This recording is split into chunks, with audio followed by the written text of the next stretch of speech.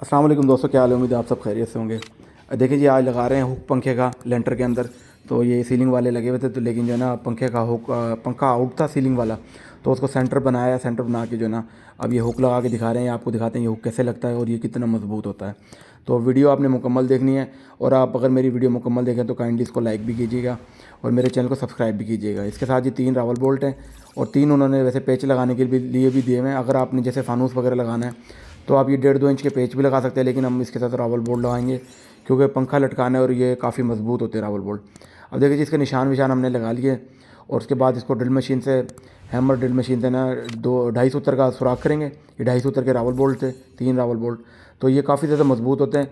इस पर बेशक जितना मर्जी वज़न डाल दें ये कहीं भी नहीं जाएगा। तो ये निशान विशान हमने लगा लिए हैं। ड्रिल मशीन है हमारे पास, तो इस ड्रिल मशीन से बस हमने ये रावल बोल्ट के साइज़ के ही सुराख करना है, यानी कि जितनी रावल बोल्ट की लंबाई है, तकरीबन ये 3 इंच लंबे, तो 3 इंच हमने इसके 3 सुराख कर दिए हैं रावल बोल्ट के। अब इसके बाद हमने रावल बोल्ट को इस हुक के अंदर लगा लिया। आप भी इसी तरह लगा लेना, क्योंकि अगर एक एक रावल बोल्ट दीवार में हम लेंटर में ठोक देते हैं तो ये जो है ना साइज़ आगे पीछे हो जाते हैं।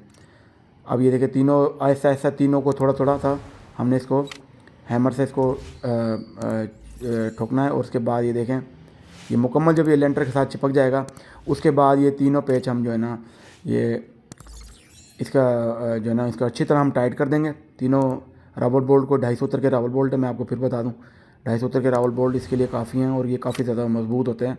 और आपकी मजबूती पे मैं आपको इसके ऊपर लटक के चेक कराऊंगा। मेरा तकरीबन 80-90 किलो वज़न है, और ये 80-90 किलो वज़न आराम से उठा लेता है। हालांकि पंखा सिर्फ 15 से 20 किलो का होगा, इससे ज़्यादा वज़नी पंखा नहीं होता।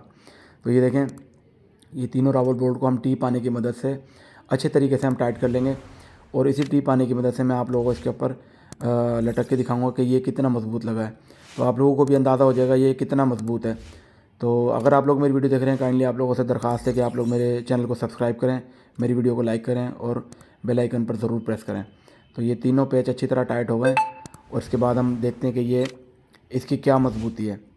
ये अच्छी तरह आप लोगों ने इनको रावल बोल्ट को फुल टाइट कर देना है।